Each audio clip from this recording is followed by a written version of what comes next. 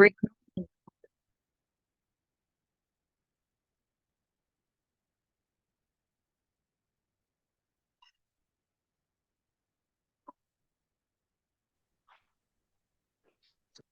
Morning, Michelle. Morning. How are you? Yeah, good, thank you. Good, You? good, good. Yeah, really well, thank you very much. Good. T Turn your camera off. Does your camera work? I have, it should do. It should do. Try and turn your camera on if you can.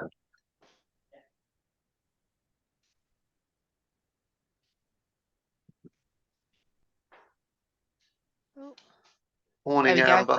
That's it, you're in. Right, I don't know why Morning. I'm trying to admit everybody. They're not letting me do it. It's one by one. It's weird and annoying. Morning, everybody. How are we all? Morning, Tony. Morning, mate. Hopefully your Wi-Fi is going to be better today.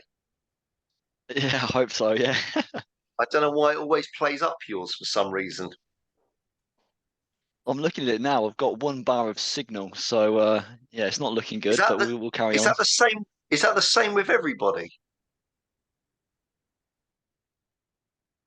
Yeah, yours Sure, is but it's really just weird. my bar. The signal is. I've got 1 bar. My Wi-Fi's Right. good. You might have to go and sit on Joe's lap for the session.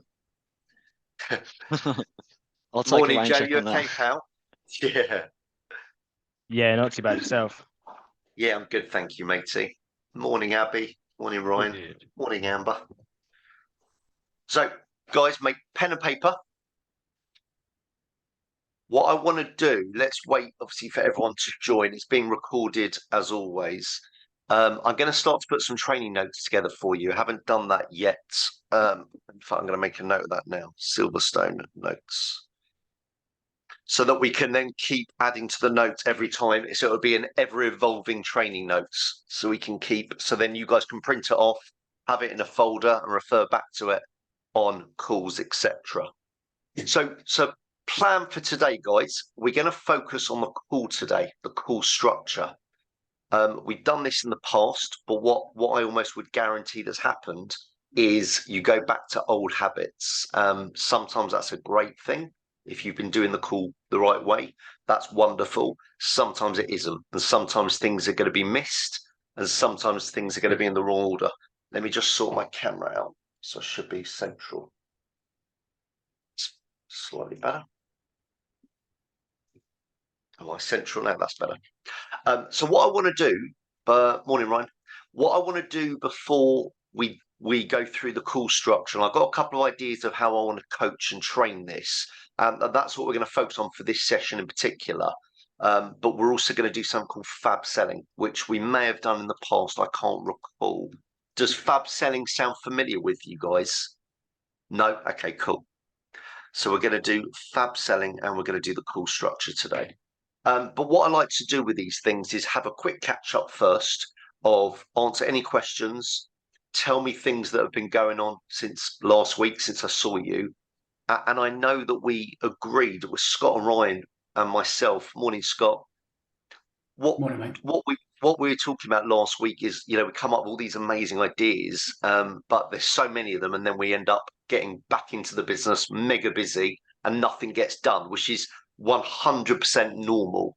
So, have you had the opportunity yet to sort of go through those ideas, brainstorm, and decide which one you want to start with? Has that happened yet?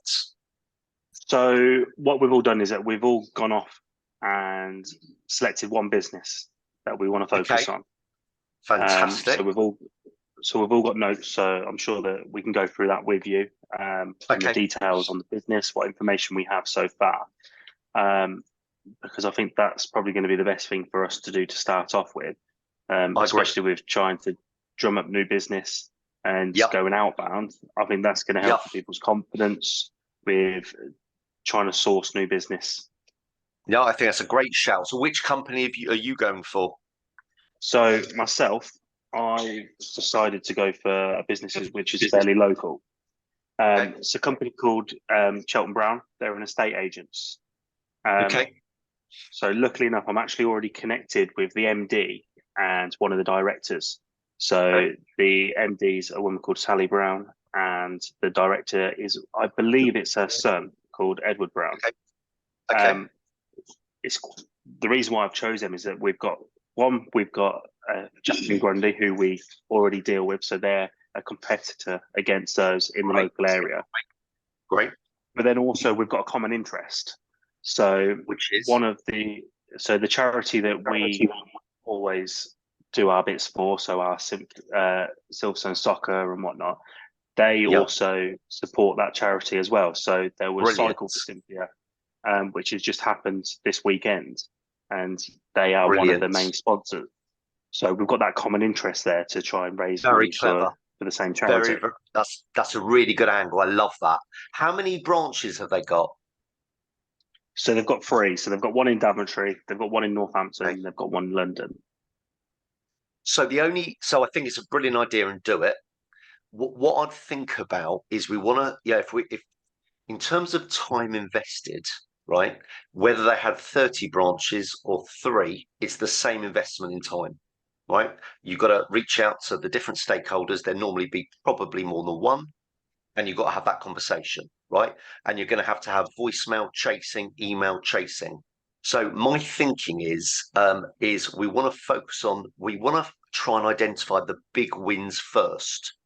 Which are the ones, and I think you should go for it because you've committed now and you've got that common interest. I think it's very clever. But I'd be focusing on, maybe if we're going down the estate agency route, I would focus on ones that are much bigger. So multiple branches. Okay. So as an example, so franchises is going to be quite difficult in terms of, actually, no, they won't. So you don't want to go for an individual franchise because that'll be run by one person or 2 people. They'll have one office, maybe 2. That's not your target. But you want to speak to the MD of the franchises. Okay. So at 11:30, so I got to finish promptly at 11:28 today. At 11:30, I'm meeting a lady called Glynis, who's MD of Hunters. Hunters is one of the, I think, 8 brands of the property franchise group. They have 595 offices across the UK. So I've already spoken to a lady who's MD of Martin & Co. that has 100 offices. And I deal with the MD of EWE Move, that has 140 offices. So I think if we can get in with an MD and they do fleets, there may be an angle to do a deal with all of the franchisees. Maybe. It's not a conversation I've ever had. Yeah, absolutely. But you want to, I call this ROT, which is not the sexiest name, but ROT, return on time. And it's the same time you're investing. So I'd rather try and land the whale rather than the little fish. Okay. Does that make sense? Yeah. Yeah, makes complete sense. So in the property market, guys, just to give you very quickly an insight for those focusing on property, because I think it's a really good angle because they have fleets, they wrap them. It's a great angle, right? Massive opportunities. You've got 3 or 4 types of agents. You've got corporate people like Countrywide. You've got franchises. You've got independents, and then you've got the self-employed model. Self-employed, you want to avoid like the plague. That's people like Keller Williams. There's 3: Keller Williams, EXP. They're the 2 main ones. Avoid them like the plague. Individuals, commission only, no opportunity. So the ones I would be going for if I was you, corporate will be quite a tough gig, but they will have relationships with a leasing company. You want to know who that is, what's their pain points. So what I think is going to be good, we'll cover this morning, is what do we do when they've already got a relationship with a different leasing business, a relationship with another leasing company. There's a way to get in there. Sorry, just a quick question on that. I know you've just mentioned about kind of staying away from the single vehicles, but obviously with those, could they not be the customers that could potentially turn into Wales because they could be just starting off and building their businesses? But then also on the other side, could they be then the customers that that are going to come back year after year? Yeah, but wouldn't you rather rather than have 5 conversations with 5 individuals that might order 5 vehicles, I'd rather speak to the MD, Nick Neal of YouMove, where they've got 140 offices, and for all we know, they could do a corporate fleet deal. And then you've got a huge win. They've probably got 220 staff working for them. So then you've got a huge win in one go, and then they'll be on an annual license or whatever. So you've got all the renewal business as well. Yeah, absolutely. To be honest, I'd love all of it. If that would be the goal, to take them all out of the market. Yeah, absolutely. So you want to try and aim, I think, at the big groups. So luckily for you, I'm in with 2 of them. So I'm in with the property franchise group. So I'll see what I can do with Glynis today. I'll see if there's an angle there. The other one I'm with is of course. The other one I'm with is called LRG, Leaders Romans Group. Okay, massive. They've got 200 branches, and they're buying up everyone. There's loads of acquisitions, and they're buying up independents. The last 2 was called Acorn and Gibbs Gillespie. Both of them are my clients. So they're buying up independent agents. So that they're the big groups you want to get in with, and I'll see what I can do for you. The one I'm not in with, but you want to be looking up for any of you, is called the Lomond Group, LOMOND. So Lima, Oscar, Mama, Oscar, November, Delta, Lomond Group. And again, they're based up north, and they're buying up so many independent agents. I'll look for you. I've got a contact, but I've not done any business with them. But I've got a contact in HR, which probably is the person you want to be speaking to. So I'll get the contact for you today. Just don't mention my name because I've not worked with them yet.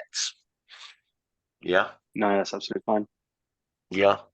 The final angle, and I don't know how we go about this. So the final part to think about here is there's what's called network of agents. There's 2. There's the guild, which has 850 different estate agents, not offices, estate agents. One of them is Weber's, a client of mine, 14 offices in Exeter. And then you've got RAN, Relocation Agency Network, that's got 400 estate agents. So I know the 2 owners of those 2 networks. And again, there may be a relationship. You can do a deal where they'll communicate to all of their independent agents. That's an angle for you. So let me look at that as an introduction. The Guild and RAN. So guys, what I'll do today, the Guild and RAN, what I'll do today is I'll make those 4 introductions, and I'll give you details to Le Mans Group. You'll have to go and try and win that business on your own.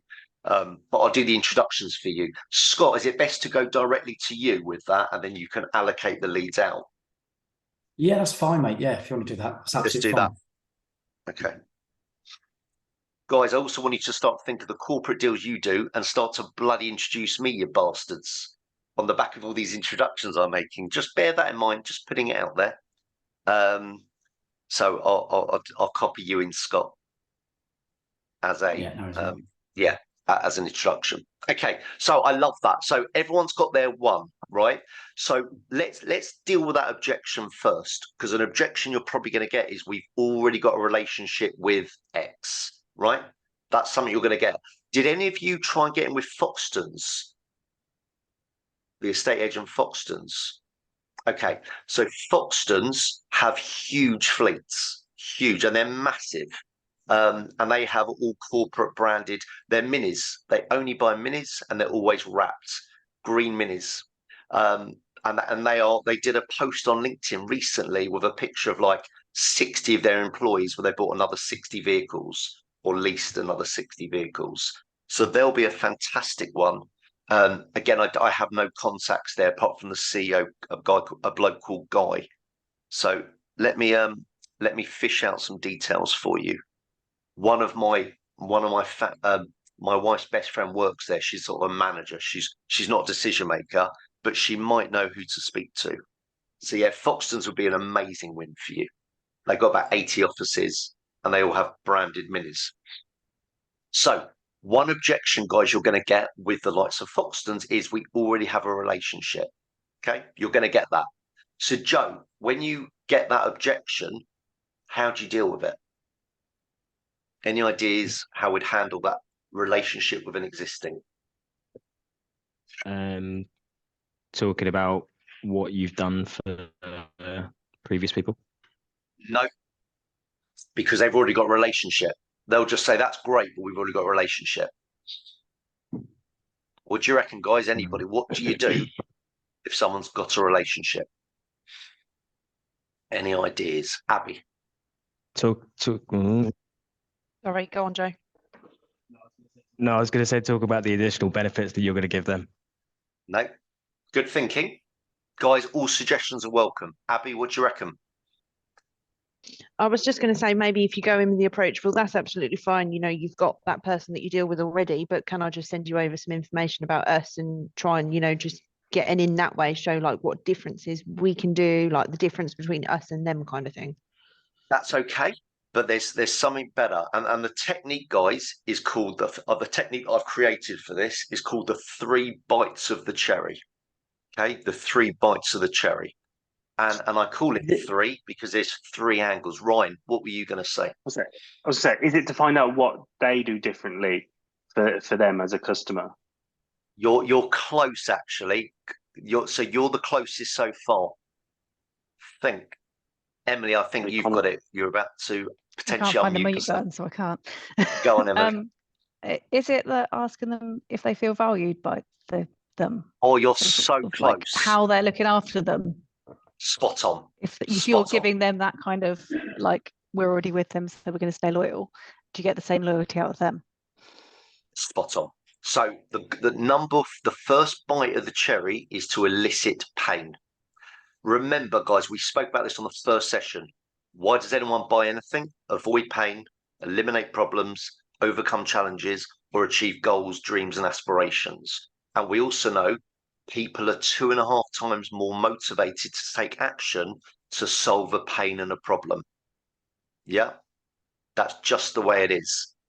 Okay.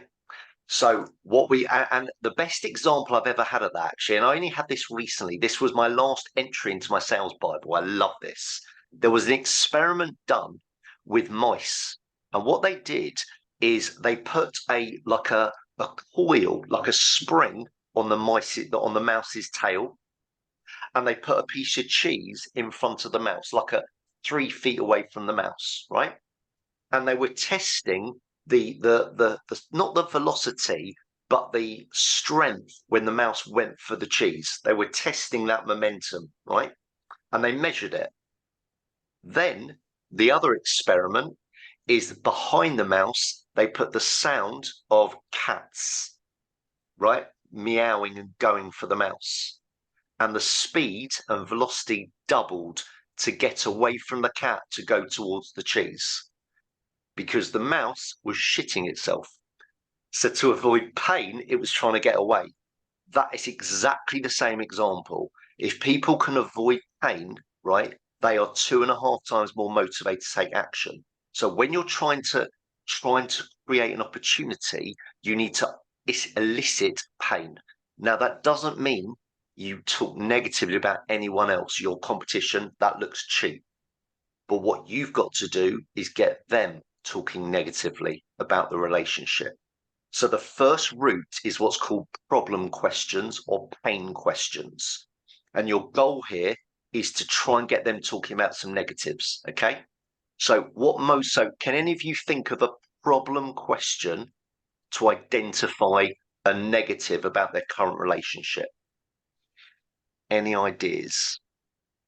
What about if there's one thing that you could change with your current supplier, what would you change? Or with your current service? Perfect. Write that down, guys. That's a fantastic question. If there was one thing you could change with your current relationship or your current service you're getting, what would that one thing be? Is a fantastic question. See, a lot of people go down this route. They say, "Are you happy?" Yeah, I am. Anything they could do better? Not really. And what you do is you start to think, bloody hell, they're clearly happy. I can't get in there. But actually, it's not. You're asking the wrong question. So if you're trying to get someone talking, which is what we're looking to do here, to talk negatively about their relationship, you cannot ask closed questions to get someone talking. So they have to be open. So Ryan's first one is brilliant. If there was one thing they could do better, what would that one thing be? So that's brilliant. Can anyone think of 2 or 3 other pain questions? Remember, they're open. We've got to get them talking. Abby? I was going to say, is there something that's missing from your current supplier? But I feel like you've kind of just. So, Okay. well, no, that's a different question, but turn that open. Is there anything missing is closed question. How do you turn that open? If there was one thing missing from your current supplier, what would it be? The same. That's the same as Ryan's. Yeah. What about another question, as in, what is why did you go with those to start off with? Yeah, definitely. Because then Why you did you choose them? So it'd be good to say, when you created that relationship, when was it? 3 years ago. And who else did you look at and why them? That's a nice question. Who else did you look at and why them? And that's probably a good situation question just to start before you go into pain. Just say, just out of curiosity, when did you go with them? Who else did you look at and why them? Because what that's telling you is their decision-making criteria. Okay, so that's a really good question. So I'm going to turn Abby's into an open. What are you not getting that you'd like? Okay, so you keep it open. What are you not getting that you'd like is a great question. Does anyone remember, I don't know if I've trained you on this, the scale question? Does that ring a bell? The scale question. Right, No, Scott? No, I don't think so, mate. No, I can't remember that one. No. So let me give you the scale question, guys. On a scale of 1 to 10, 10 being the service is exceptional and 1 being it's below average, where would you rate the service you're getting? It's very rare anyone rates them a 10, right? So they're going to say, you know what, they're pretty good. I'd give them a 7. So Michelle, if you hear they're pretty good, I'd give them a 7. What's your response question? And they call the response, by the way, a tag on question. You're tagging on to their response. What's the response? What could they do to make it a 10? Spot on. What would make them a 10? And you've got to empathise when you say, well, that's really good. You know, that's a really, so clearly they're doing something really well. Can I just ask, though, what would make them a 10? And now you're getting them talking. So all of these are leading to pain, eliciting pain. You're just framing the questions slightly differently. And you might only need to answer one. You might only need to ask one and get them talking about a negative and then building on that negative. You don't need to ask any other problem questions. Yeah. Any other problem questions before we go to the second bite of the cherry?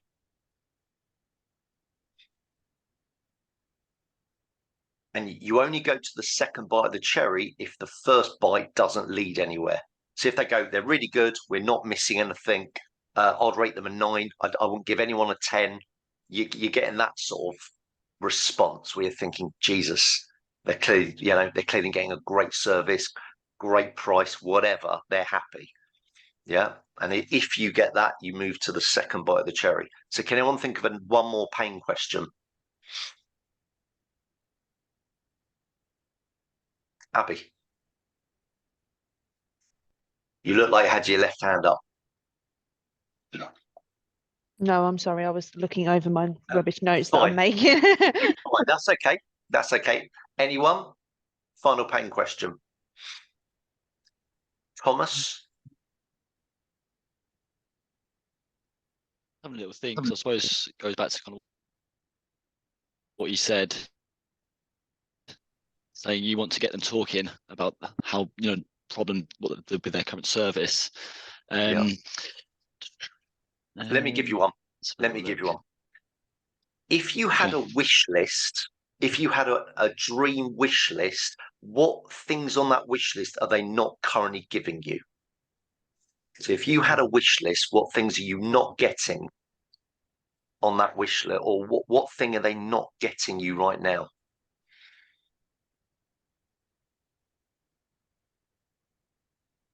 So guys, these are all called pain questions, problem questions, right? So there's a methodology that came out in the 1990s and it's still going today. It was that strong a methodology, and it's called spin selling. Has anyone heard of that methodology, spin selling? Yeah. So it was created by a guy called Dr. Neil Strauss, super successful sales, guru.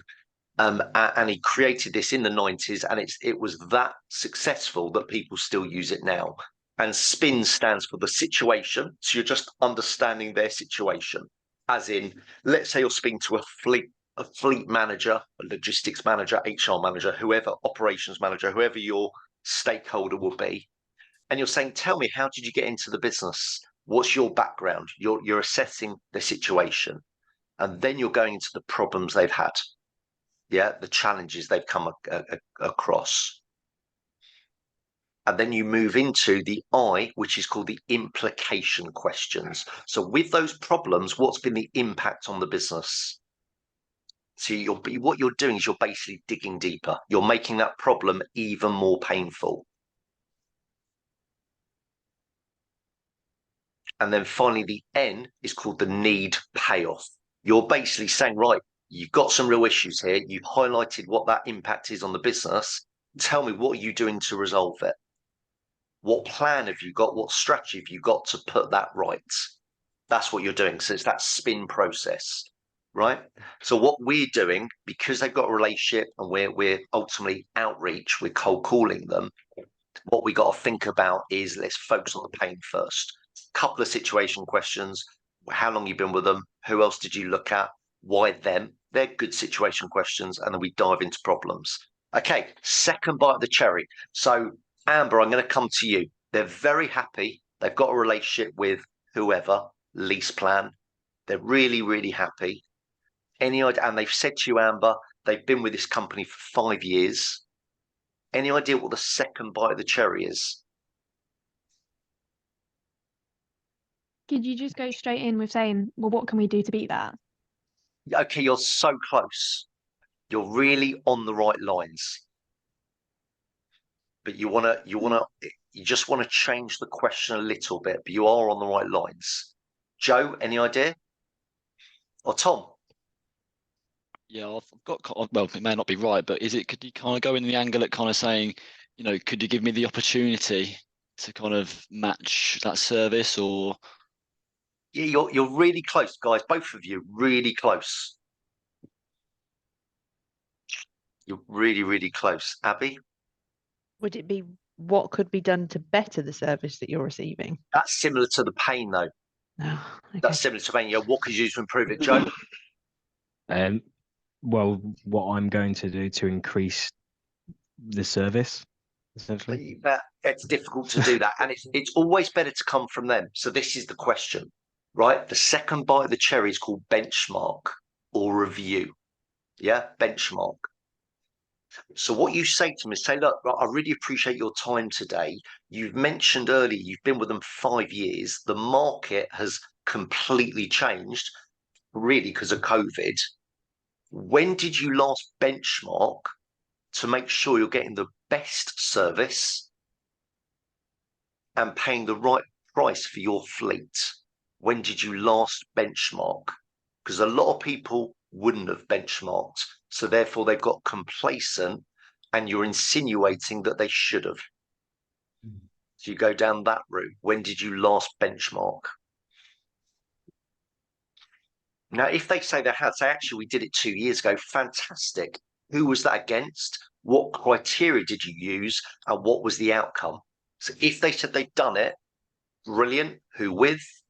What criteria? Why that? And why did you stick with your current relationship or your current supplier? So with these things, you've got to be very quick on your feet. You've got to be able to respond quite quickly. And that's all about practice. And the more calls you can do like this, the more practice you get, right? So it's just about, but I'm just giving you some things to consider when you're going to get these objections, just so you're better armed, right? You're better prepared. So you go down the benchmark. Now, hopefully they'll say, we haven't, to be honest with you, we haven't. Yeah, we've been very happy. So look, what I want to do is do a review against us. You know, I want to, I want to demonstrate to you why people use us over the competitors. Let's set up a benchmark. Let's set up what your ideal criteria is, and then we can look at, can we do that for you? And can we improve upon what you're currently getting from your current supplier? So it's similar, Joe, Tom, Amber, what you said about, can we have a go, but you're doing it differently. Yeah, you're asking them about, implying that they should have. Does that make sense? Okay, so that's the second bite of the cherry. Anyone know what the third one is? To be fair, if you didn't know the second, you're quite unlikely to know the third, in all honesty. But have a think about it. Let me let Joe back in. Would you then Brian, be going into, I was going to say, would you then be going into maybe some of the additional benefits that you could offer? Maybe. Going like above and beyond. Well, the only way you can do that is to get out of them, and you'll get this in the situation. Why did you like them? They're going to tell you things they're getting. And hopefully you say, look, you mentioned earlier you like them because A, B, C, and D. Let me just tell you a couple of other things we do here at Embrace or at Silverstone. And then you go into it. Explain you might be able to how do we're that. different. Yeah, you might be able to do that. And that's what's called fab selling, which we're going to talk about today. Yeah, fab selling. But there's a slightly different angle. Any ideas? Let me give you a clue. Have you heard the saying, I'd rather have 10% of something than 100% of nothing? You guys heard the saying before? Yeah. So can you think now on the back of that what the third bite of the cherry is? Go on, Abby. I don't think I'm 100% there, but from what you've just said, it's kind of, I'm thinking, again, don't know the question, but is there an opportunity that we could try and essentially prove what we can do, like maybe with one rather than just having the whole kind of fleet? Spot on. So what you do, that's spot on, and you preface it with this. So the third bite of the cherry is called backup. Backup. So you say to them, look, I really appreciate your time. You've clearly got a fantastic relationship, right? And it's clearly working for you, which I'm really pleased to hear. But can I ask one more question? If they couldn't accommodate a certain timeline, if they couldn't find the right vehicle for your member of staff, who is your backup? So if they couldn't accommodate a deadline, they couldn't find the right vehicle at the right price within your budget, who is your backup? And then when they haven't got one, you say, I want us to be your backup. Let me demonstrate and prove to you how bloody good we are. When you next get the next opportunity, let me speak, let me see what we can do for you. And same, do a comparison, which is sort of the benchmark. So with the benchmark piece, you're either saying, let's do a benchmark, compare now, or you're saying when you next get the next opportunity, when you next want to lease a vehicle or a fleet of vehicles, let us quote as well. Give us the opportunity to show what we can do. And some people will. Yeah. So they make sense, guys. Those three bites of the cherry. They're quite good, right? So you're taking them down that route. Pain, benchmark, backup. Yeah. Any questions on them? Tony, right? Yeah. Let's say you go through all three and still it's do the backup, the third one. When would you call that customer back in that sort of process? Would you call them sort of, let's say the first and second, we get nowhere, third one, say, look, let's see if there's something we can do. And they say, yeah, actually there may be something, but I'll come back to you later, or because the conversation may have gone on a little bit too long and they really want to get you off the phone. Yes. What point then, or how long would it be until we make contact with that customer? Great question. Great question. So I would say, look, thank you. You know, I'm really pleased that we can potentially have an opportunity. You know, have you got an idea, roughly, a timeline of when you think you're next going to be looking to do this? Have you got an approximate timeline? That will be my question. If they haven't, say, well, look, it's mid-September. If we don't hear from you, let me touch base with you, say mid-October, and see what the situation is, see how things are going. Yeah. So what you want to dive into is their growth plans, because the opportunity is either going to be, and actually it's a really clever question, ask about renewals when some of their vehicles up for renewal, because that's going to be your opportunity to rather renew with that client, with that supplier. That's your opportunity. So I would say, how many are in the fleet? So here's some good qualification questions you want, okay? And I want them to come from you, but I'll give you the first one. How many is in the fleet? And when are the renewal dates? So they're two that you've got to ask. How many's in the fleet? When are they up for renewal? And potentially, you know, do you mind me asking what you're paying? You might not do that on the first call. In fact, I wouldn't do that on the first call, because it's not just about getting the cheaper price. It's about giving something better for them, which might be nothing to do with price. You know, don't make an assumption. Any other qualification questions, guys, you're going to need to know in this situation? I would say to find out what the term, how long they keep vehicles for. Brilliant. Because then you can find out, it'll be easier to find out when they go back. Perfect. So tell me about your current term, and then say to maybe, tell me about your current term, get that from them and say, what would make that even better? What would make that even better? And also kind of finding out all the details in regards to mileage, what they want as initial payments, because with that, if we do get specials, which other brokers don't get, if we do start sending those mail outs to those, there could be an opportunity there just without knowing. Great. And I think, Ryan, actually, that's a really good shout. If you get nowhere with those three buyers, just say, look, we often get some, because of the level of business we're doing and the relationship with the other, you know, with the funders out there, we often get special deals, exclusive. When we next get that, would you like me to put anything in front of you? Yeah. When we next get a special, would you like me to reach out to you? So estate agents do this. One thing I teach estate agents, say, if we happen to get that one buyer that ticks every box, would you like me to organise out a one-off viewing? And a one-off seems very little commitment, so they're more likely to take that. So if we get a special, would you like me to put that in front of you? Yeah. So that's Ryan, really good shout. So in terms of qualification, number in their fleet, renewal dates, contract terms, and what would be their ideal terms. Yes, so current contract terms, what would be their ideal?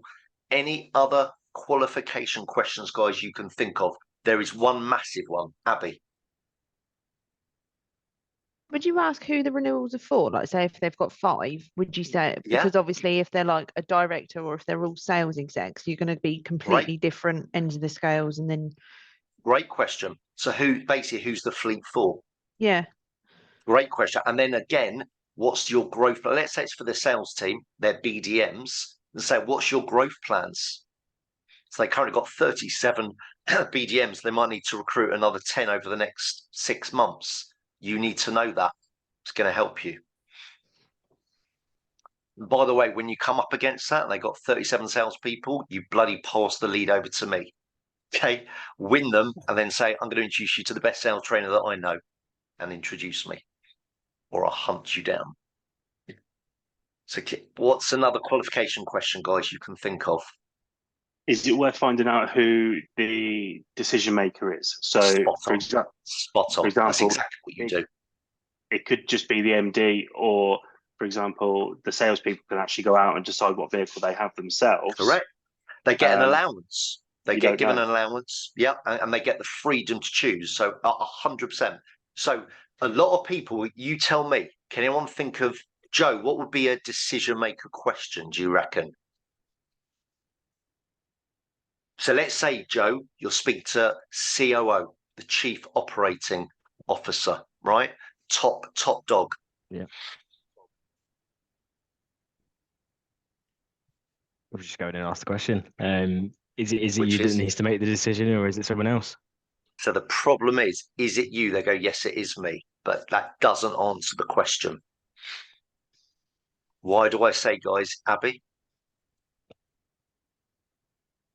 Is it that you just develop it a bit more and say, are you the sole decision maker? So that's better. That's better. But let me give you an even better one. Aside from you, who else gets involved in this?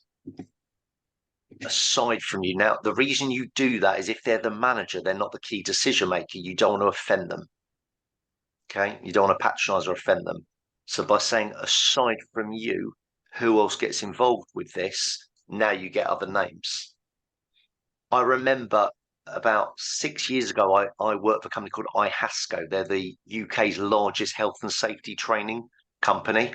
And I met them in Bracknell and I was talking to the MD and I said to the MD, I take it this would be your decision. He said, absolutely. That was on the phone call. I travelled an hour and a half to see him, 2-hour brilliant meeting. I went to say, right, great, when do you want to start? And he said, well, I've got to run it past my FD. It's my fault, totally my fault. So had I said to David, aside from you, who would be involved, he'd have said my FD. What's his name? Richard. And this is the key, guys. So let's say when you ask that question, aside from you, who else? And they go, it's me and Michelle. That's the feedback you get. It's me and Michelle. What can you do to try and involve Michelle? You ask what her position is within the business. And let's say she said she's HR manager. She'll speak to the chief operating officer, and he said, Michelle's the HR manager. She'll be involved. Abby? I'd probably think to go in like, did you want me to CC her into the email with the quotes? Because then you've kind of got her contact details as well. So she's in the loop. You're on the right lines, but the problem is he can say, no, it's okay. You can deal with me. And you don't want to give him that opportunity. And that's a big lesson, guys. If you don't want to get a no, don't ask a question that could lead to a no. Right? It's a really important tip. If you don't want the possibility of getting a no, don't ask a question that could lead to a no. Any other ideas? So the objective here, guys, is to make a meeting, right? Make a face-to-face or a Zoom meeting. If the fleet opportunity is big enough, get in front of them. Say, I'd love to come and meet you. I'd love to see your premises. Yeah, I'd love to see your business. And then let's see if we can help. I'd rather meet them face-to-face. So let's say you're going down that route, meet face-to-face, or you're having a Zoom meeting, and you find out it's him and Michelle. Any ideas, guys, to make sure Michelle's in that meeting without getting a yes or a no? Could you mention that you'd like to discuss the whole fleet rather than just their single car? Yeah, you can do, So but that's the purpose of the meeting. The purpose of the meeting is to talk about their whole fleet. But so, for example, so if this Michelle's the decision maker and he's only deciding on his single vehicle, But let's say he's for not himself. Let's say, Right. Ryan, he's responsible for talking about the fleet, but so is Michelle. They both get involved. How do we make sure both are in that meeting?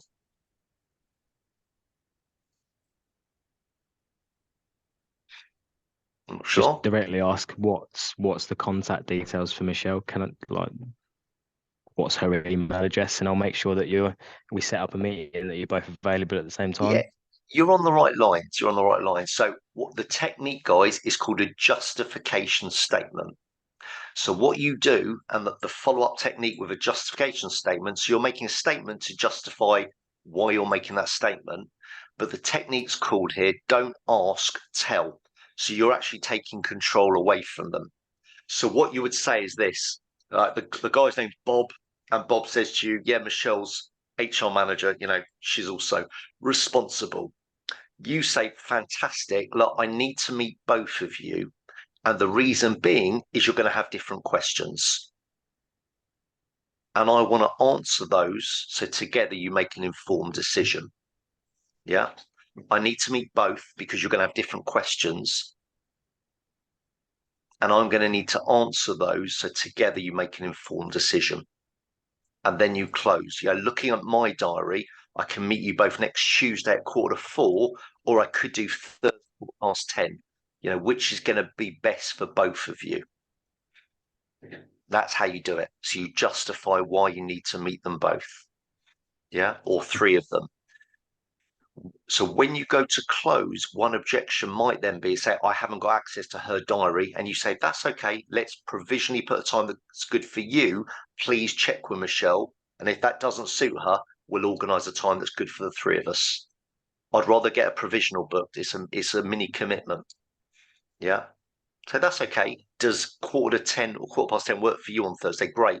Let's provisionally put that in. Please speak to Michelle. And if she can't do that, we'll work out a time that the three of us can do. That's your angle. I know it's quite a lot to remember here, but it's practice. Yeah. I only know this because I've done it 1,000 times. So it's practice. Yeah. And the more you do it, the more it just come really natural to you. Yeah. So just to summarize, guys, qualification is size of fleet, who that's for, contract terms, including, renewal dates, and then they call it stakeholders rather than decision makers. It's stakeholders, as in, they have a stake in the decision process. Aside from you, who else? Or in addition to you, who else? Same question.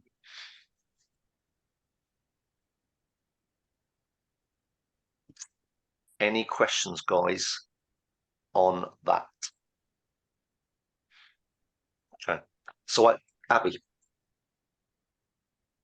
What if they still like if they turn around and shut that down completely? What if, say, if you're speaking to Bob and Bob says, oh no, we'll just kind of speak to me for now. What if because sometimes you do get it when people are really kind of reluctant.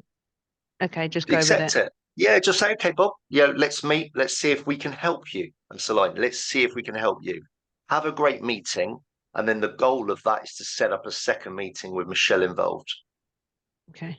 Yeah, go with it because you don't want to be confrontational with Bob. Otherwise, they'll say, you know what, you're getting on my nerves, and it ends there. So you've got to go with. But I'd rather that plan A is let's get the three of us together, right? Okay. That's plan A. If it doesn't work, your backup plan is let meet Bob. At least you got a foot in the door. Okay, thanks, Tony. Yeah, no worries. Any other questions, guys, on that? So I think, Ryan, that's a really good start. With the one company. So can I ask, guys, have all of you chosen the one company you're going to reach out to? It's me. I haven't, Tony. I wasn't here all of last week. Mate. So I want you to choose a company you'd like to work with, right? Anyone. Choose a company for whatever reason you want to work with them. And all I'll be thinking about when you're choosing a company is, do you reckon they'll have a big opportunity? So, you got to think, and that's why, Ryan, I said to you, I like what you've done in terms of the charity link. I think that's really intelligent. So I would go down that route, their local charity connection. But just think about who's likely to have an opportunity, and maybe you go on their website, see if there's any pictures. Do you know what I mean? And what you want to do, guys, is just become a bit more aware. So when you guys are driving around and you start to see branded vehicles, look them up. That's your angle. I'd think about courier companies. Courier companies have branded vehicles. Where do they get them from? Who's the relationship with? So I would start to look for leads, guys, from today. You and your partner, your family, friends, just say, look, keep an eye out. Whenever you see a branded wrapped vehicle, just make a note of it and tell me. Yeah, I'll start to think like that because they're your leads, right? They're your leads. Abby. Sorry, I have a lot of questions today. I wanted to pick your brain because I've got two businesses and one of them we'll all know, and I don't know if it's a bit too much of a big one to try and get in with. So obviously Carlsberg, they're in Northampton. They've got their manufacturing, where they make everything. Well, I don't think it's the actual head office, but they make all of the lager, whatever it is, in Northampton. They've got so many vehicles that come in and out of there, but they've also got an office. I think it's like West Midlands or something. But then head office looks to be like Danish or something like that. Yeah. Yeah. But in Northampton, it's a massive place, and every time I drive past it, I think there's got to be opportunities in there. Of course there will be. So phone head office. I think that's brilliant. And it's never too big. I'd rather aim big, right? Yeah. Absolutely never too big. So phone them, find out who the HR manager is. Who would you say, Abby, is a typical stakeholder in these sort of deals? Surely it'd be some kind of like HR manager. It's normally people I like that. think so. I'd think so. HR, operations, logistics, and this is a big point, right? So rather than a manager, go director. You always want to start top down.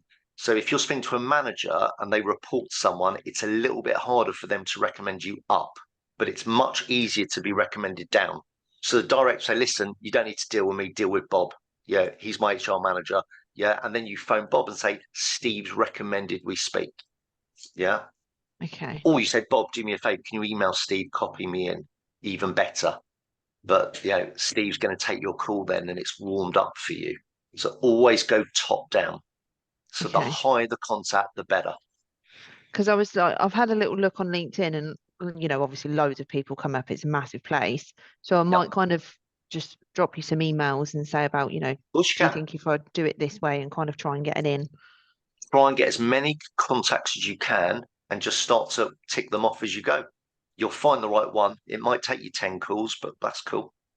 Do you think just kind of starting to connect with them on LinkedIn and then leave it a little bit and kind of just slowly? Don't leave it. Connect with them and then reach out to them. Yeah. And if you don't get a hold of them, then maybe go down the ideas we spoke about last week or a couple of weeks ago. Lumpy mail, send them a bonbon video. Just try something a little bit different. Yeah. Don't be scared of doing that, guys. We don't need to, I know it seems so daunting. We say got to buy 200 envelopes, 200 feet or whatever. Just buy one. Buy 3 or 4 yourself. Buy them, send it to them, and make a phone call. It's pretty much that simple. That's what I'd be doing. Thanks, Tony. My pleasure. And never apologise for asking questions. It's good you're asking questions. I want you to. So never apologise for asking a question. You'll regret that. I ask a lot. That's good. Be inquisitive. It's good. Apart from Abby, any other questions? Yeah. So, guys, from last week, anything that's changed, happened, that a problem has appeared that you want to run past me or discuss or share?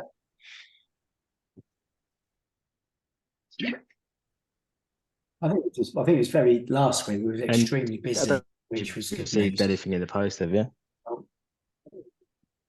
Say again, Scott. Mm. You were saying last week. Who else was speaking? You were saying last week. Yeah, we sort of merged into one, I think, me and Joe. Last week was extremely busy. It was extremely busy last week, which was really good to see. But I don't think there was any issues. I think there was a few businesses we've tried to reach out to. Yeah. But I don't think there's been any major problems. Good. And guys, look, it's going to be a part of a numbers game, right? So you just reach out for the one you've done. If you just get nowhere, go for a next one. Yeah. And it's just a numbers game. Be tenacious with it. If you've got someone you think, you know what, good opportunity, you reckon, keep reaching out to them. Go to multiple stakeholders. In a way, the more stakeholders, the better, because they're bigger. And I'd rather aim for the stars. Yeah. Aim high, because same amount of time really invested. Yeah. So for me, multiple stakeholders is a positive. It means they're big enough. There's a big enough opportunity. Great. Happy days. I've got a quick question. So we've been doing a lot of advertising through Facebook for certain vehicles, one of them being the Golf GTI, because we've still got one left, which is due for delivery in September. We've got some qualifying questions such as name, email address, contact number, how they'd like to be contacted. So preferred methods such as like WhatsApp, text, email, phone, etc. And then we've also got requested information in regards to what they want for their term. the last question which we've got as well on there is to do with how would they rate their credit rating? So Yep. excellent, good, poor, etc. That's clever. We've just started that from yesterday. Previously, we had their contact number and email address and name. One thing that we've realised is that we were struggling to get hold of people, or a lot of people through like social media, where you would try to call them. Some people didn't even realise that they'd inquired. Yeah. But then it was trying to get. I think we struggled to get our foot in the door with those. Yeah. So it's just if there's anything that you would recommend. There is. Have you guys heard of some? I've written 2 things down. Have you guys heard of a lead magnet? Lead magnet. Yeah, I have. Yeah, that's the. Yeah. Is that the directory? No. So a lead magnet is, and you'll see this with a lot of websites. I've got one on my website, right? A lead magnet is you put something out there to like try and hook someone in. And in order to hook them in, they've got to fill in some details: name, email, role, company name, phone number. Now, the challenge is when you ask for someone's phone number, that normally restricts the number of people you get. A lot of people actually are quite uncomfortable giving a phone number. So it's maybe something to think about. What I would do is almost split test this. So what I was thinking about, so for my lead magnet, I'm about to give away a free chapter of my book. So it's going to be called a teaser campaign, where, I'm going to click here for a copy of my book, one chapter of my book, to try and get leads in, and then my team can then phone and look to sell my book or sell, training. The other one I do is I've created 2 e-guides. So on my Facebook, I've set up my own private Facebook group, and that was just an idea I had for you. Do you guys have a private Facebook group for all of your customers? No. I think you should. And I would call it Embrace VIP or Silverstone VIP. So I'd set up 2 private Facebook groups. So every time you win a customer, say, look, part of working with us is you go into our VIP list. And what that means is anytime we have a special, right, you're the first people that know about it. So what you're doing is you're creating a lovely list, a community. And then what's quite clever about this is you start to try and get referrals from them. So when you've got your VIP list, you can say, you do a competition, say, if anyone refers us and we turn into business, you're going to win £500, whatever, win the iPad. So, but you want to build up that list. So from now on, guys, I'll set up a private Facebook for Embrace and for Silverstone. Yeah, you might do a joint one. It might be easier to a joint one, whatever you guys think. But for now, invite every client into the Facebook group. Yeah. I think that's quite a nice idea, actually. Yes, spot on. So this is the other idea.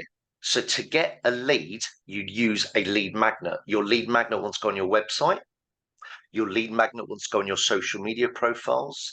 And it's got to be something attractive to get them to want to put their details in. So I've written, for estate agents, I've written 2 e-guides, right, where I know it's value for them. So the only one I thought about, well, can anyone think, if you're going to write an e-guide, which is like a 7-page document, right?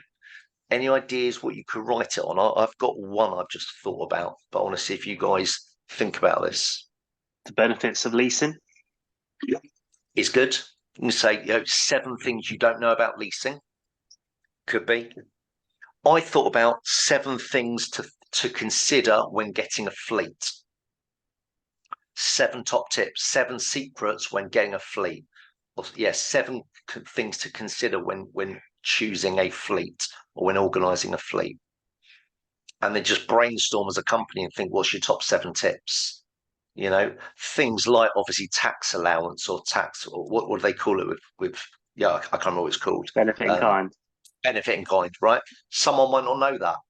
Yeah, most do, but a lot of people don't know that there's benefit in kind to do that. So that's probably one of your tips, yeah. But I think a 7 seems to always be the number that people go for. Yeah, 7 top tips.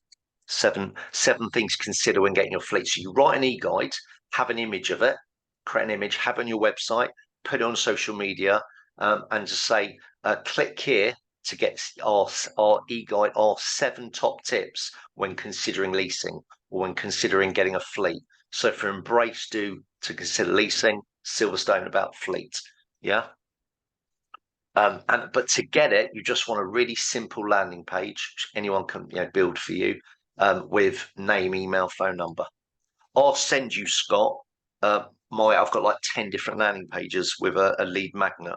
I'll send those to you today. Landing page links. You'll get an idea what that looks like. Yeah, it's really simple. And then the form. What CRM system do you use, Scott? Like when you put a lead in, where does that go? It's our own sort of internal one from our website. We haven't got anything like Salesforce or anything like that. It's just our internal one.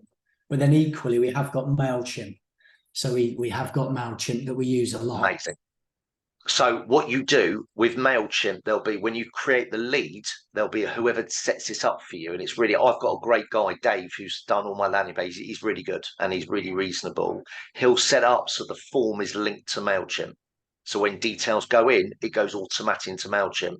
And then with MailChimp, you can set up sequences, automated sequences. Yes. They'll get, which again, you'll know about. So that's what I'm in the process doing that right now. I'm setting up a sequence, 7 different emails they're going to get over like 7 weeks. And when they respond, they come off the sequence so they don't get bombarded. Yeah. MailChimp does that. It's a really simple, what's called a trigger. So that's what I would do, guys. So yeah, have a think. Anyone think of a better e-guide idea rather than 7 top tips, 7 considerations? Abby, what do you reckon? Well, this is not so much. Well, I suppose you could do it to like fleet customers, but you could do like the 7 stages of leasing, because not everyone calls us and says, oh, when am I going to make my first payment? When am I going to do this? So you could break it down into phases. Love it. And I'd almost have a diagram. I'm just thinking almost like like snakes and ladders. I'd with have a little car at the bottom. Yeah, with a car at the bottom. I love that. You get me? You're thinking on the same page? Yeah. I would do like that. I think it's a really nice idea to see those stages. I think it's really clever. Ultimately, guys, you want to give anything that's just of value. So my 2 e-guides for estate agents is focus on their pain. What's their pain? Getting more instructions. So I've written an e-guide called 3 Strategies to Double Your Instructions. Right? It's just 3 of my top tips. But ultimately, I get all these people downloading it. They go into my email system. They're going to get loads of emails. And then my sales team, if whoever I ask for their role. So when they're directors, we only phone the directors. I don't want to invest time phoning the influence like negotiators or whatever. So we only call directors. The rest get emails. Yeah, with the goal to get a phone call, right? And for you guys to get a lead. Yeah, easy to set this stuff up. It's actually really, really a lot more simple than you'd think.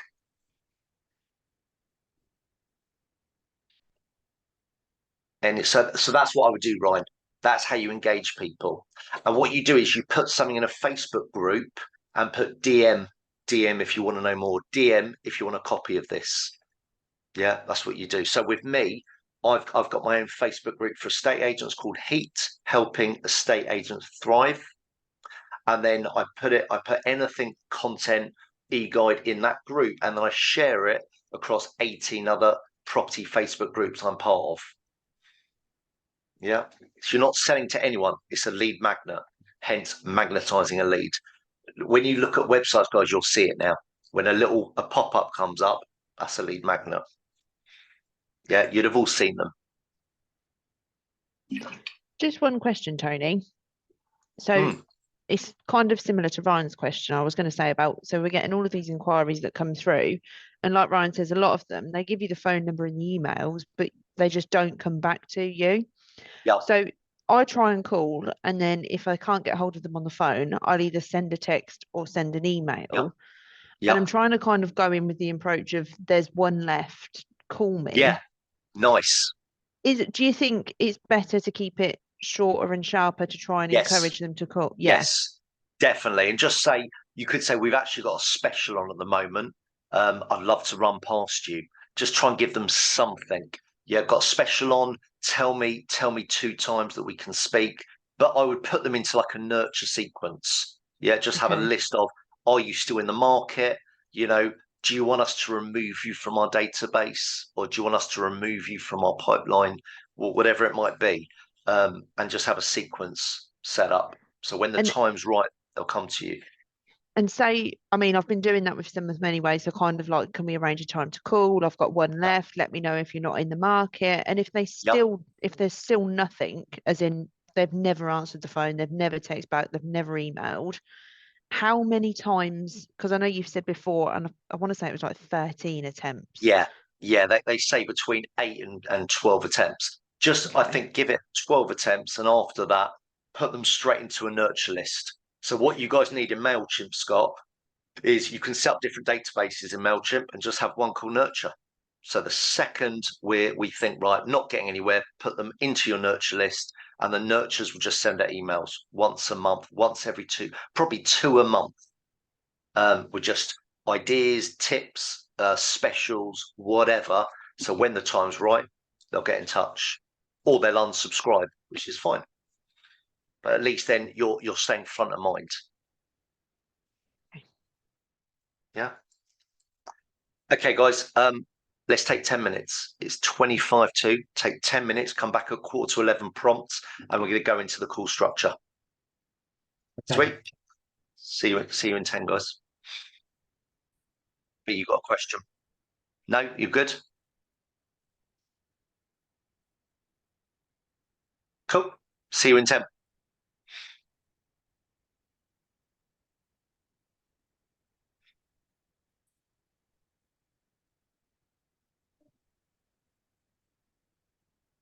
Hi, guys. Welcome back. Hello. Hello. Let me just let Amber into the group. Tony, if you haven't seen it, go on LinkedIn. We've got a new deal dance. It's awful. Got a new what? Deal dance. Oh, really? Oh, I'll look at that. Love I don't that. know why I do this. Oh, is it yours? Are you doing it? Yeah, it was kind of the height of the excitement after I sold a car yesterday, and then it just kind of led to that. And now Scott's like, film it. Great. Love that. Oh, I'll Yeah. check out the dance. I'll check out your moves. They're not great, but A for effort. Love that. Okay, guys. So what I want to do the next 45 minutes is focus on your call structure. So I don't know if you guys remember, we've done this in the past, but as I said, bad habits creep back in, right, which is totally normal. 3, 4, 5, 6. We came up with 7 steps to this call. And I think the best way to coach this is just to role play it. So does anyone fancy doing a quick role play with me? I think we should do one on Embrace and one on Silverstone, where I give you, I'm phoning in an inbound lead. I give you a very brief, almost role play it out that I'm the prospect, and you just take me through your journey, and then we can sort of almost critique it of what was good, what was missed, what could have been done even better. Anyway, these are calls, guys, you do every single day. Anyone fancy having a go? Yeah, I'll do it. Good man. So you're Silverstone, Ryan, or you Embrace? Silverstone. Silverstone, perfect.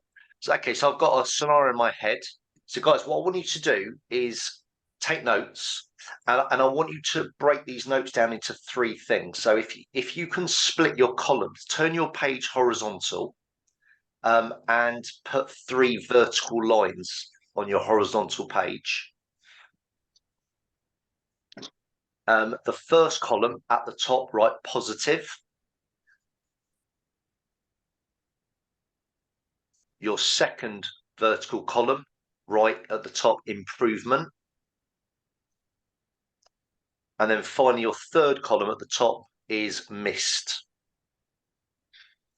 So just to clarify what I mean is, let's say Ryan says to me, are you the main decision? Are you the decision maker?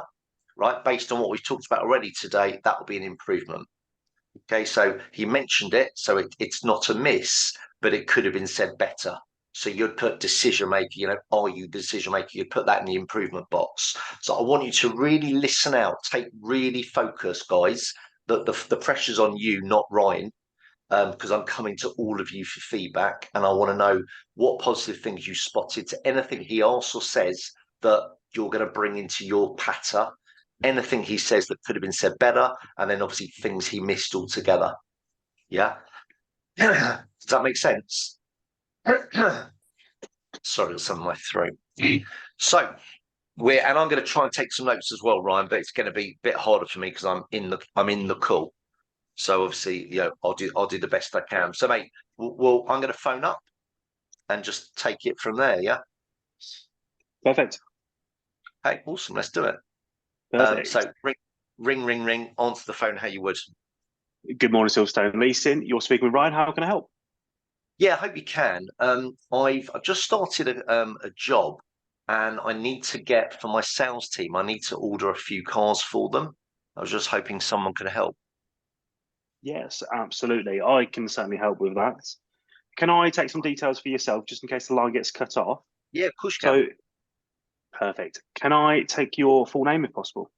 Yeah, Tony Morris. Fantastic. And do you mind myself calling you Tony today?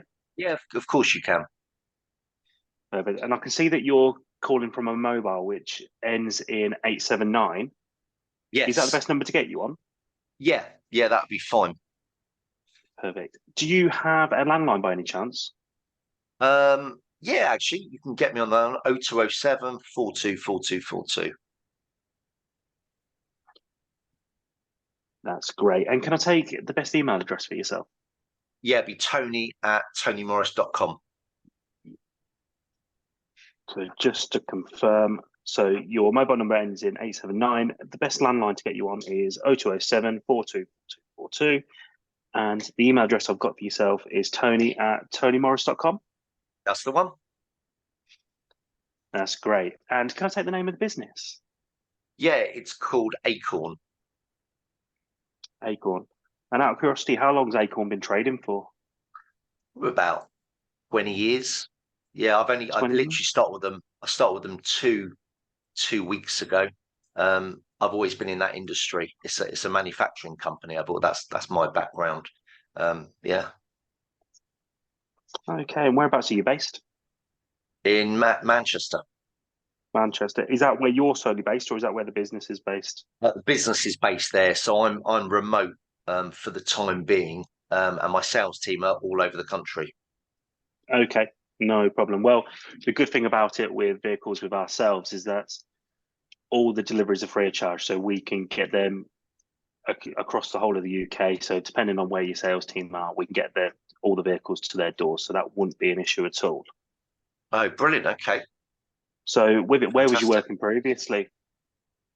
I was working for a company called Cirrus Research, another manufacturing company, also up north in York, but again remote based since COVID, and which really works for me. Yeah. Can I ask what was the reason for the change? Just fresh opportunity, really. I've been at Cirrus for 12 years, fantastic company, but I sort of, I got to sales director. There was no next step. It was just, want a new challenge, really. Okay. No, absolutely, it makes sense. Sometimes it's nice for a change, and especially if you can move into a different position or a new employment. Yeah. And obviously, so it's always nice to maybe up that annual salary as well. Yeah, absolutely. So how does it work? So I need to organise things, pretty swiftly. How do we go about it? So with ourselves, we can primarily look after all your fleet for you. Okay. We've got businesses out there who we do look after currently, which what happens is that the driver would actually come to us. They would have a budget in mind, so we would know what their current spend is or what their spend allowance is, which we can then speak to each driver individually to take all that stress away from yourself. Would it be yourself that's looking after the whole fleet? Yeah, pretty much. Yeah, perfect. How many vehicles is currently on the fleet? 15 at the moment. 15. And how many do you need to replace, say, quite sharpish? Yeah, so I think 5 have got, have only recently taken something out. So it'll be 10 replacements because they're up for renewal, in literally the next few weeks. Okay, so vehicles that we need to be looking for would be vehicles in stock then, I would say. Yeah. The good thing about that is that the majority of special offers are vehicles which are in stock. So with that, you're going to be making sure that you can find the best deals, really. Yep, correct. Which is good for you guys. Yeah, I mean, we're quite open on vehicle. So, we're quite flexible in that regard. The 5 that have got 15 have got, but the 5 that's just renewed, I think 2 are in a Golf. I think 1 was in a Mini, and the other 2 had, a Ford Fiestas. So we're pretty flexible with things. Okay, no problem at all. So with that, I know you just mentioned the Golf, the Mini, and the Fiesta. Are they hybrids out of curiosity, or are they petrol, diesel? So no, actually, they're all electric. So we've gone down that route just for payment in kind, benefit in kind. Yeah, benefiting absolutely, because obviously that's going to benefit not only yourselves as a business, but also the driver, because it's currently it's only 2%. So the benefit in kind that they're going to be paying is going to be really low. So no, that's great. So what sort of mileage allowance do you allow for each driver? Yeah, we're doing about 20,000 a year. Okay, 20,000. And how many years do you take your contracts over currently? So we're quite flexible. We really want to keep our monthly payments as low as possible. So we're quite open. But I think in the past we've always done 3 years. 3 years. Okay, so I know the current vehicles that you're in. So what sort of monthly payments are you paying currently? I think as an average, because again, different vehicles, but we're averaging around the 300 a month mark. 300. Okay, and those vehicles, I'm presuming, were taken out 3 years ago. Yeah, correct. Well, for the 10 they were, and obviously the 5 have renewed probably about 2 months ago. Okay, and out of curiosity, with the vehicles that you took out a couple of months ago, were they coming out the same price? Because obviously, with how pricing has gone up over the last few years, in regards to like interest rates and whatnot, we have noticed that in the car market as well. Yeah, but those 5 have. I don't think they weren't huge. I think on average about £40 a month more. So it's still 12% increase. But yeah, but no, we appreciate that since COVID, things have gone up. No, absolutely. So with the current vehicles, so the vehicles that you're taking out a couple of months ago, so you'd be looking to try and spend, I would presume, around the same sort of price for what you took out a couple of months ago. Ideally. Perfect. So at least then that gives me a ballpark figure of what I can look at. So around the 340, 350 mark. What could you go up to, or would you say that's your limit? I'd say that's the limit, really. Okay. No, that's absolutely fine. I'm sure there is plenty of vehicles which we can find within that budget, so I wouldn't worry at all. So fantastic. Do you tend to put any initial payments down for the vehicles? Yeah, I mean, my boss has sort of said ideally 3 months. We'd rather keep that down as little as possible. Cash flow's it's been quite challenging in the business. We've hence why I'm on board to try and grow revenue and grow margin, but as little as possible. Okay, no, that's fine. So I can base them all with 3 payments down. If I can, I will look at vehicles and I will give you a couple of options, potentially with no initial payment as well, depending on what the vehicle really? is. Okay. Yeah, so absolutely. So depending on what the vehicle is, and what the current offer is, if we can save you some money that way, where you are paying only £350 a month with no initial, we can do that for you. Okay, that'd be fantastic. That's great. And do you take any maintenance with any vehicles?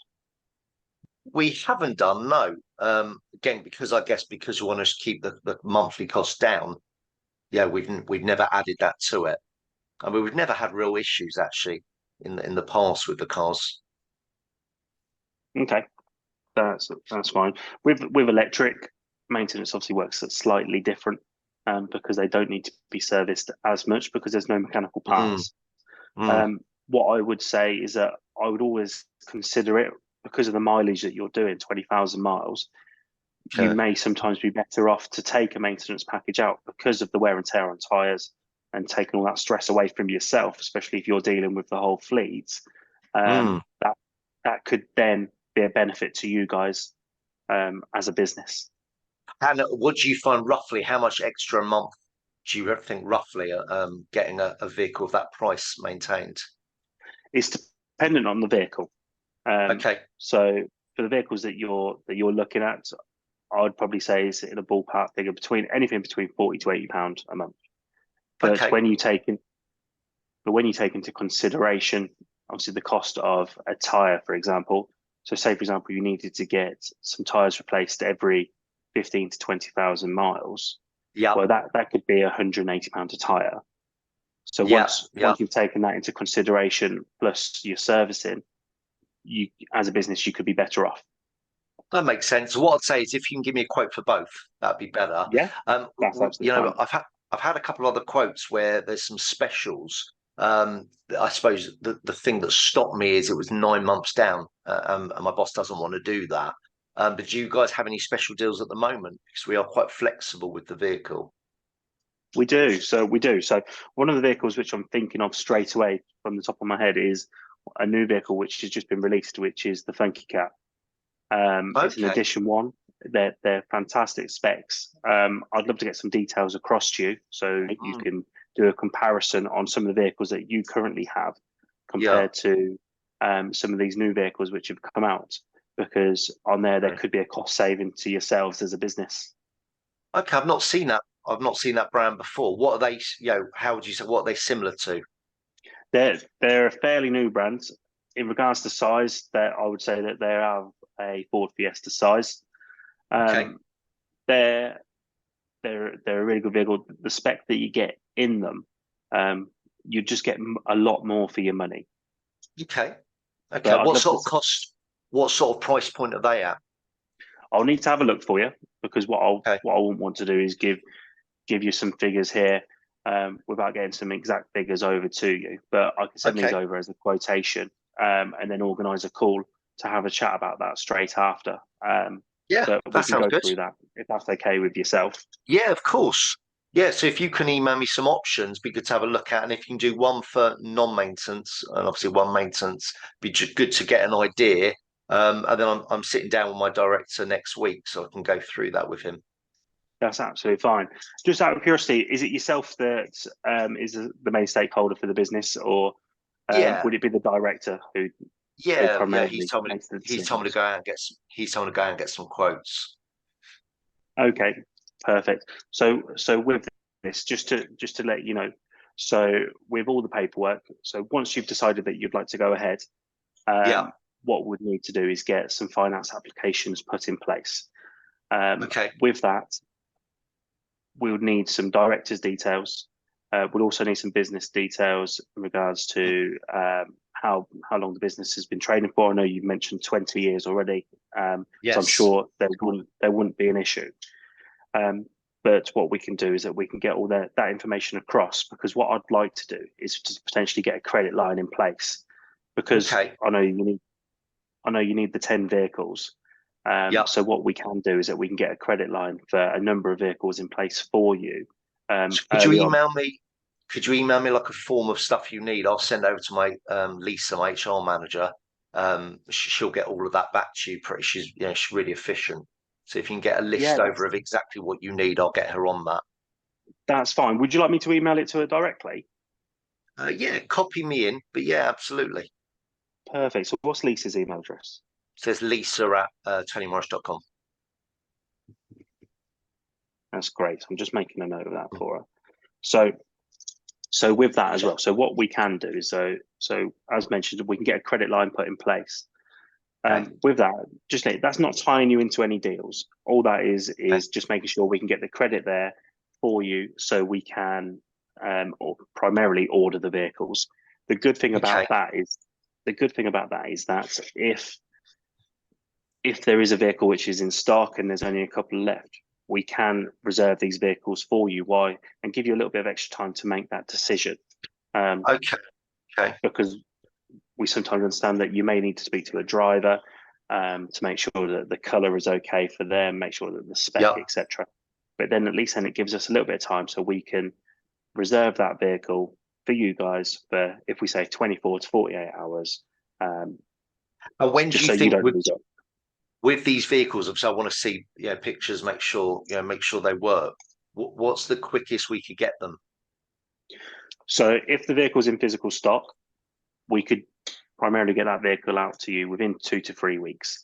That is subject to signing. So that's subject to signing all the finance documents. But what we have here is that we've got a customer care team who will look after you on all that side of it, side of things of the business. They will literally talk you through what you need to do each step, just so we can get that done as easily as possible for you, so we can save any delays. Fantastic. Okay, that sounds good. Perfect. So what I'm going to do, if that's okay with you, is that I'm going to go away and I'm going to have a look into a load of different vehicles. I know you mentioned the Golf, the Mini, and the Fiesta. I know I've just mentioned the Funky Cat. But what I'm going to do is I'm going to look into some alternatives as well, because I'm sure there is some vehicles out there which we could potentially save your business money. Yeah. So I'm very happy to look at options. Perfect. So I'm going to go away and get some prices across. I'll be sending them across within the next couple of hours. Are you free for a call later today? Is that the best time, or would you like to give you a call tomorrow morning? Yeah, tomorrow's probably best. Yeah, absolutely. So no problem at all. So looking at my diary, I'm free between 10:15 to 11:30. Is there any time in between them which is good for yourself? Yeah, as early as possible suits. As early as possible. So if I call you at 10:15, if that's okay, what I'll do is I'll send you a diary invite. Great. And then we can go from there. Sounds a plan. Thank you so much for your help. No problem. Have you got any questions in the meantime before I go away and No, get some prices for you? You've been really helpful. You've answered everything I need, actually. Fantastic. Well, thank you for your inquiry, Tony. I'm going to get these quotations straight across to you, and have a great day, and I'll speak to you tomorrow. Speak to you tomorrow. Mate, well done, pal. Really good. Ryan, well done. Really, really Cheers, good. mate. So I've taken down quite a lot of notes, but I want to hear from you guys first. So what I'll do, let's start with Emily, and we'll go round the Zoom room as I see you. And what I'd like, Emily, is if you can give me one positive, one improvement, one miss. I'm going to tick them off my list as you go through them. And guys, I'd like all of you to do the same. So I don't want any repetition. So we'll all go around the room. Tom's going to be next. One positive, one improvement, one miss, and just tick them off as we go along. So Emily, go for it. I'll start from the start. The positive, all the contact details and things that was really sort of smooth and straightforward. We got everything there that we needed, double checked it all, and you were happy with it, even down to like checking what to call you and things. Yeah, there was one improvement I got. There was one improvement I got on the introduction, and regarding the phone number. Any spots? It was only a small thing, but it's something to think about. Was it do you have a landline? Good. So what you said like is it was a closed question. Yeah, he actually is that the best? He said, you've called on your mobile. Is that the best number for you? I said yes, and then you sort of said, do you have a landline? Can I take the landline? You just want to keep it to one. So I would say, rather than is that the best number, and just saying, can I get a landline for you, or can I get your work number? Yeah, but be that assumptive. And if they say no, it's all right, you've got my mobile. But rather than avoid the is that the best number for you? Yeah, Emily. So positive, improvement, and a miss. The way we asked about the main stakeholders, probably did it more how we've been doing it previously rather than the line we picked up earlier. Absolutely. And I expect that, Ryan, you've only just learnt it. So you want to avoid the word stakeholder because they won't probably know what you mean. But equally, you don't even want to use the words decision maker. I would just say, aside from you, who else gets involved in this? Yeah, avoid decision maker stakeholder name. Aside from you, who else will get involved? And then obviously I mentioned my director during the call. Yeah, that's good, Emily. Good spot. And a miss. I mean, I did drop out to try and answer a call in the middle of it, but I don't think there was anything about how they're planning to grow, sort of going forwards.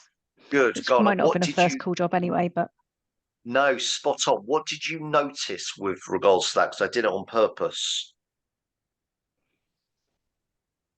Did anyone spot I might that? have There missed was that something like. totally. So I said just 15 at the moment. Yeah, just 15 at the moment. So I'd want you to pick that up. And then at the end of the call, I'd say you mentioned Tony earlier, just 15 at the moment. You know, what is the plan there? Yeah, you've got to just take a view. Are you comfortable asking on that call? Or do you just take a note of it and discuss it on the second call when they become a customer? But you want to pick up on that. Just 15 at the moment, yeah? Great, Emily. Great feedback. Tom, let's come to you. Same, positive improvement missed. Yeah, no worries. So for the positive, I've put down later on in the call Lisa's email. So I know that he dropped in maybe 2 people that may have a Yes. decision in it. Brian Yes. picked up on the email for Lisa, and obviously you mentioned about Yeah. being CC'd in. That's kind Yeah. of a foot in the door with one of the Definitely. decision Definitely. I was makers. excellent. Yep, that was excellent. Improvement. And then for the improvement, yeah, I had a few things down for improvement. Obviously I mentioned just one of them. I feel like there was a few closed questions in regards to kind of the payments. He's in his own words, he kind of says he presumed or assumed your payments of like say £300, 350, and you just kind of agreed. He didn't really let you speak about the payments to say, no, I'm looking at say spending 400, Yeah. £500. Yeah. Maybe a small improvement on that kind of to let you get you talking, you know. Yeah, so a nice question would be, what sort of price point are you working around? I think is a better way of wording it. What sort of price point are you working around? Because I think you said, what are you paying on your other vehicles, which was fine. And then I think you said after that, what did you say? I think, what could you go up to? Yeah, that was your improvement, Ryan. What could you go up to, or is that your limits? And I said, yeah, it's my limit. So they call that a loaded question. You were putting words in my mouth. So yeah, that's a very common mistake. So just say, when you say what price point are you working around, and I say 400 a month, fantastic. And what would you go up to? That's the line. And what would you go up to? Yeah, rather than what could you go up to? What is it your limit? Yeah, what would you go up to? Is the right question. Okay, and any miss, Tom? Yeah, I had a miss here. Touching on about the current supplier. I know that you mentioned you Good. had 15 cars. There Good. was a big opportunity there. And what would you To have kind of asked saying there? of what we mentioned earlier. Trying to think back what he said. I know he mentioned about the 15 cars. You could have gone at the angle of, I'll jot it down here. And it goes back to saying, if you don't want that answer to kind of be no, don't ask the question, what will lead to the no. Just want to see where I'll jot it down. And Because you're right. Just that definitely needs yeah, to be addressed.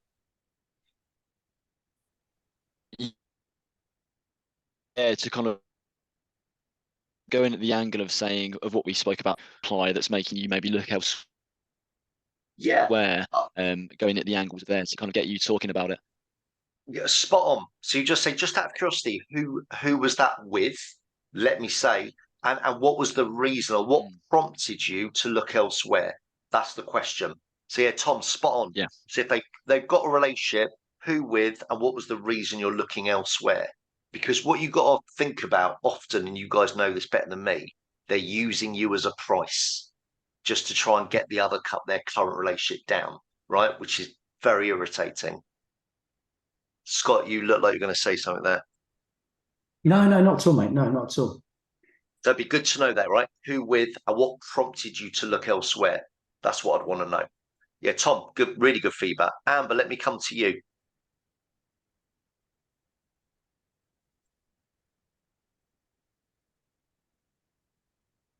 We can't hear you, Amber. You've unmuted, but we still can't hear you for some reason. So it, he that's it. summed it all up. He summed everything up. So he confirmed all the mileage. He confirmed the payment profile of what he wanted to go for. Yeah. And then for improvement, for the funky cat, he didn't say when they were due for. So he was offering this car out, but he never actually mentioned when it was coming through for. Yeah, so I just said that's a good point. to mention the time. Yeah, I think that's a really and good then point. for Mist, for Mist, he said he didn't say where did you find us. Good. And what's the right question? Not where did you find us? What should he have asked? Who referred you to us? Good. Who recommended you to Silverstone? Yeah, you want to get that in your introduction. It's a really nice line, and you also want to know what part of your marketing's working, so you can focus more on that. Yeah, who was it who recommended you? Is it Facebook? Is it AdWords? Google, whatever. No, brilliant, Amber. Michelle.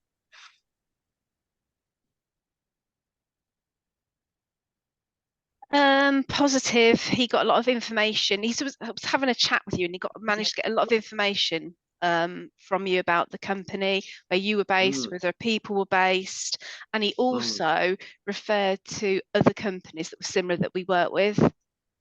So that was sort of positive. Yeah. Improvement. It's kind of like what people have already said. I picked up on the fact that some of the questions weren't open, particularly with regards to the decision maker, and also where he was putting sort of loaded questions as well, where almost putting words in your mouth about the spend. So you're looking to spend the same. Is that the limit? So that was that. Again, with the Mist, a couple of things. He didn't get the director details. Good. And also, again, I put down about how did he actually hear about Silverstone? Who referred him? Yeah, good. But the director's details is really important. Let's say he'd have got that, Michelle. Let's say I said it was Richard. What should he have then done? Said obviously about he'd like to have a sort of chat with Richard as well, but to get you both have questions. Spot on. Exactly that. So the justification statement. But obviously, Ryan, we've only just covered that. But that's how you want to think about when you find out another person, name, role, if you need to ask that, and say, look, it's wise we all sit together because. Yeah, no, brilliant. Joe.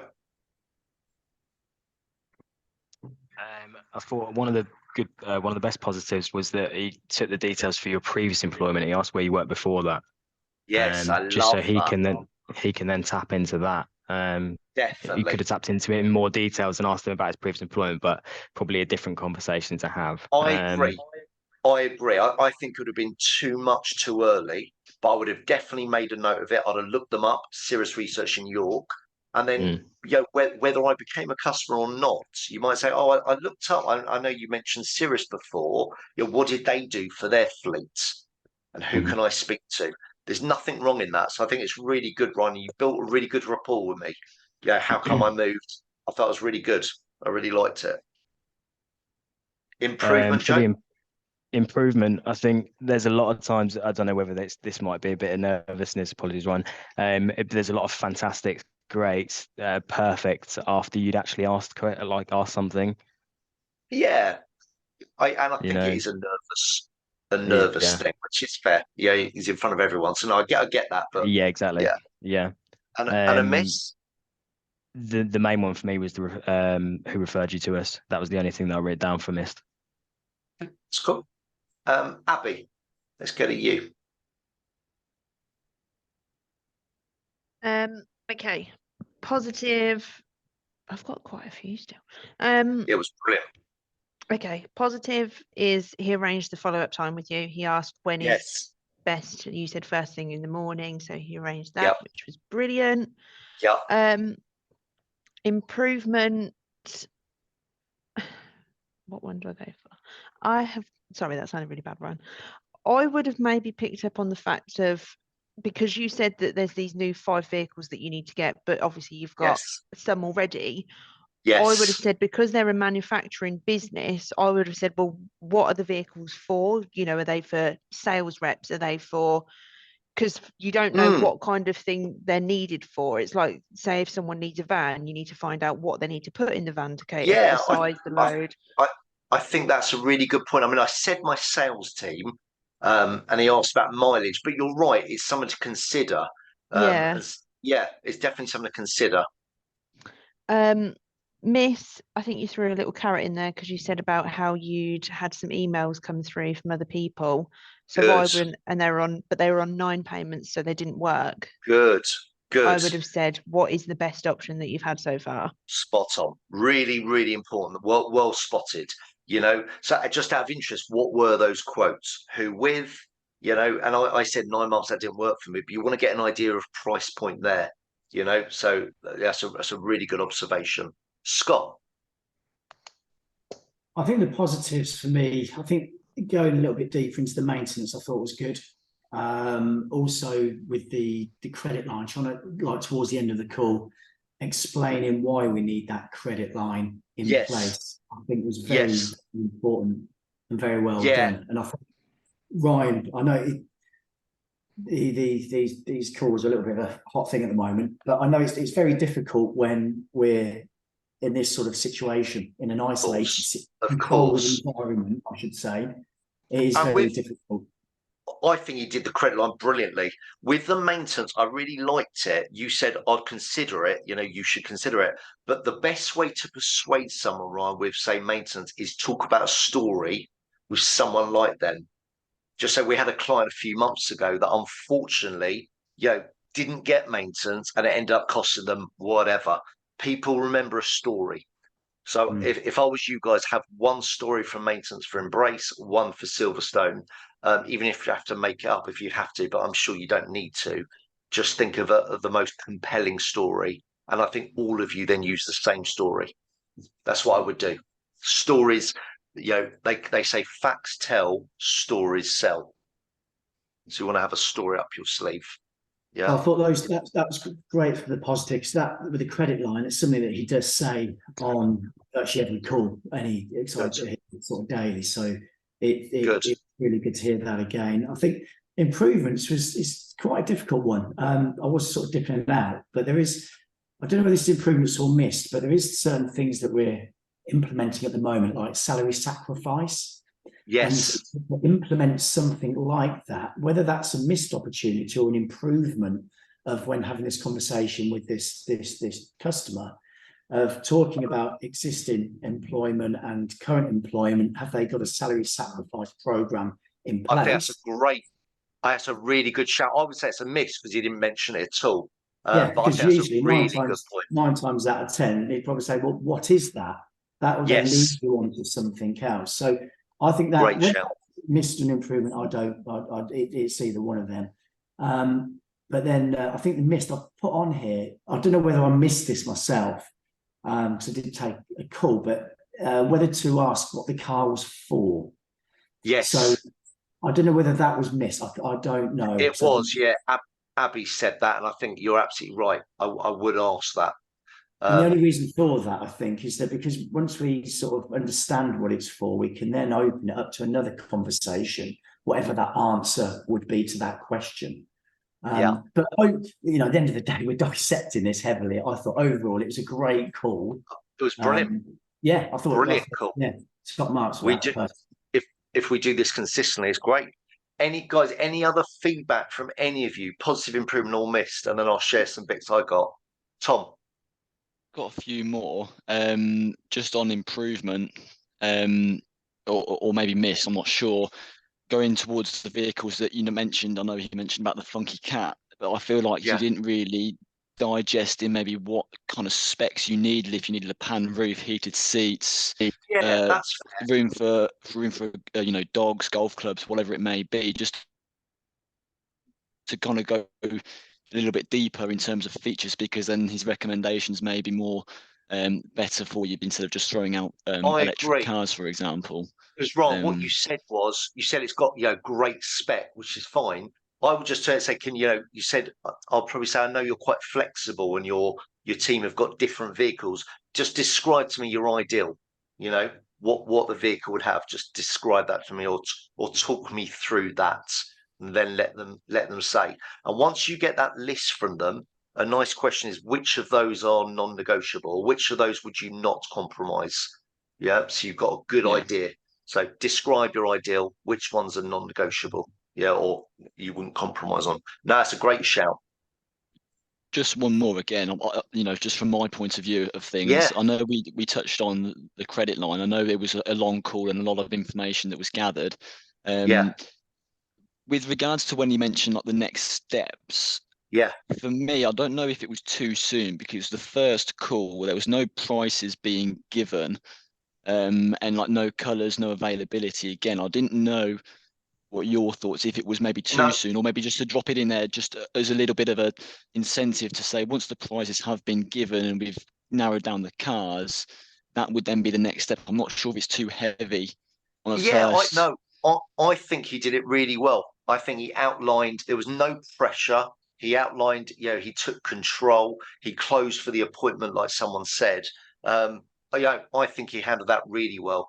And I think you need that brief summary, explain what he's going to do. So do you remember, I think I've touched on this with you, SAS? I think I went through that last time, didn't I? Summarize, action points. I'm going to go and do this. Next steps. I think he did that really well. Yeah, so that's fine. I thought it was good. Yeah, definitely. Really good. I'll give you a couple of other bits I got. Yeah, you found out about electric, which was great. Do you take maintenance? Yeah, you said, is it mainly yourself? And I think that's when you use the word stakeholder. So that's where, aside from you, I'd want to put. So this is a good tip. You said, you were talking about credit line. You said, if there's only a few in stock, I would actually say there is. I'd say, look, for this vehicle, because it's great spec and it's, we actually only have a few left in stock. So I need to move on this quite quickly. I would try and create a little bit of urgency. I want them to know they're getting something quite special. Yeah. And I would do that, guys, with all of you. You want to really try and create that sort of excitement of, we've only got a few left of these, so fortunately for you, we can turn this around quickly, blah, blah, blah. Yeah. It's more engaging. You said it to me, Ryan, earlier about one Golf. You've only got one left. It makes people don't want to miss out. So I would definitely try and create that. I love the customer care team. I think that was really nice. And I also liked earlier about, right at the beginning, you said free of charge delivery. We deliver nationwide. You picked up on the fact my team are remote based. Yeah, I really like that. So one miss, guys. I said my team. Okay, so that's my team. Clearly, there's other teams. So you could also do that on the call. Say, just out of curiosity, you said it's my team. What other teams are there within the business? Because, guys, remember, with a fleet, there's going to be others. So am I looking to get it for my entire company? No. So you definitely want to think about that, of where's the other opportunity potentially.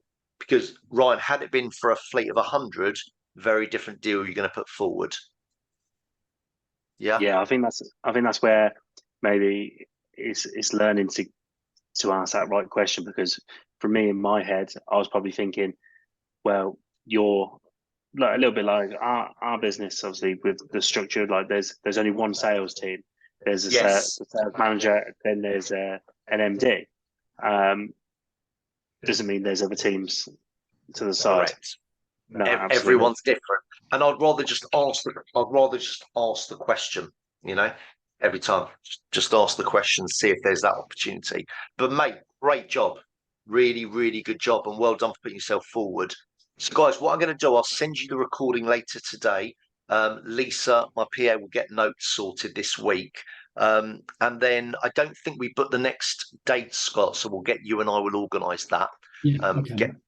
Get the next 2 dates in, and then what we'll do is I'll make those introductions I said to you at the beginning, the different property companies. And actually, I've got a call with someone now at 11:30. That's the Glynis, who's MD of Hunters, part of the property franchise group. I'll speak to her about it.